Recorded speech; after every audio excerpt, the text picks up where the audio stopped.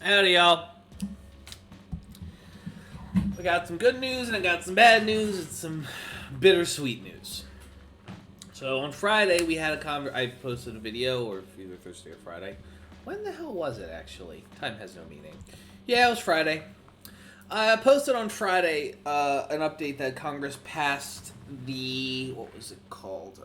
Basically forcing the railroad workers unions to take the contracts that the companies are offering them. And it didn't have any sick days. They're literally, the companies cut sick days for the sake of logistics. And basically, these poor people are on call 24/7. God forbid they're in the hospital and work tells them to come in. They don't come in, they get fired. Ain't that some shit? Well, the Railroad Workers Rank and File Committee from Railroad Workers United, which is a international organization that comprising of all of North America, met with union reps from other industries and put out the following statement I want to share with you guys. We declare Congress's move to impose a contract on railroaders that they rejected to be completely illegitimate. It is an attack on the democratic and constitutional rights, including the right to strike and the right to participate in medium contract vote, not only of railroaders, but of the entire working class.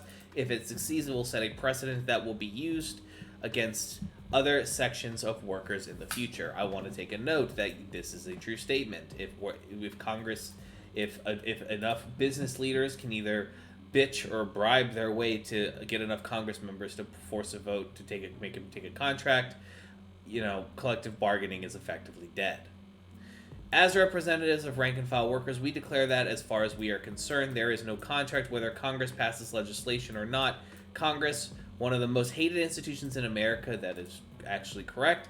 In the last couple years of Donald Trump's presidency, I believe Congress had a 9% approval rating. Has no right to I think people I think cockroaches have I think 11 at that point in time, I think 13% of people approved of cockroaches. 9% of people approved of Congress. Ain't that some shit? Has no right to override the democratic rights of workers. If the apparatus of unions signs these agreements, they do so in violation of the express will of the rank and file. Therefore, railroad workers reserve the right to organize and prepare collective action. The union bureaucracy bears responsibility for this situation because it repeatedly violated the clear instructions by the rank and file and sabotaged their struggle. The rail unions worked with Biden and carriers to try and ram through the contract that workers rejected. Instead of lifting a finger against the danger of congressional intervention, they used it to try and convince workers to approve the deed. Meanwhile, the contract votes and strike deadlines were delayed for weeks without consulting workers, strengthening Congress's hand, giving them time to prepare anti-strike legislation. Biden and Congress cynically claim that an injunction is needed to spare working people from shortages, but working people don't support an injunction, they support the railroaders. They want to join them with a common fight for decent wages and working conditions. This is what Congress really fears. I want to remind everybody that even the best of intentioned Democrats probably only, if they voted to push this through and not ratify and not the amendment to give sick days, the people that they interact on a day-to-day level are of a higher socioeconomic class than basically the things that this will affect. The issues that railroaders face are common to all workers. They include brutal scheduling and overwork, understaffing, a decline in real wages due to skyrocketing inflation and rising cost of living. I want to remind everybody that that for many railroaders that their wages haven't increased since the 90s. I think I saw a dude that said he made $12 in 1990, and or 1999. We are 20 plus years later, and he was making still $12 an hour. That's 20 years, plus years without a raise. But on the basis of massive exploitation, the railroads and all major corporations are making record profits. The support of the working class, combined with their central role in the U.S. world economy, gives railroaders enormous power. The fact that Congress was compelled to rapidly intervene and try and block a strike is a sign of weakness and fear on the part of the corporate oligarchy. I would argue that the corporate America that much of America is an oligarchy, a corporate one in nature. But their advantage is that they are aware of this weakness and have responded with a coordinated, well-organized campaign against railroaders. I want to note that anytime you see in the news them talking about this, they're looking at it from the perspective of making the railroad union workers the bad guys for even considering striking before the holidays. The representatives of rank-and-file workers outside the rail industry pledged to use all means available to us to mobilize our co-workers to defend railroaders. Experience has proven that this is a battle that can only be won through the independent organizations of workers themselves, outside of the control of the corrupt union apparatus.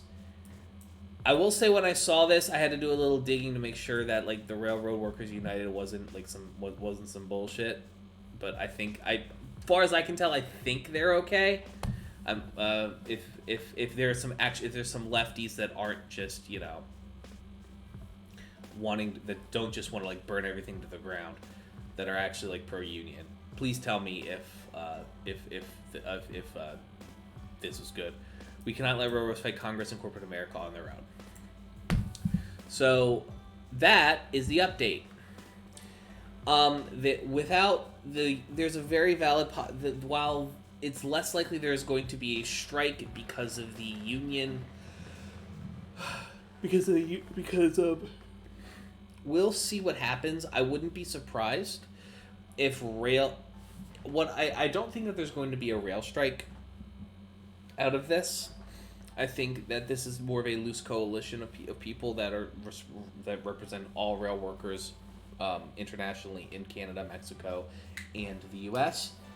I will say I am mildly I don't think there's going to be a strike, but what I do think is going to happen is you're going to have a lot of railroad workers who are looking at the fact that they're making $12 an hour, and they are looking at the fact that a lot of other places are offering, you know, a little bit more than that, but still slave wages, by the way, but like it's at least a little bit more, and we might just see an exodus of people who are just tired of being taken advantage of and abused.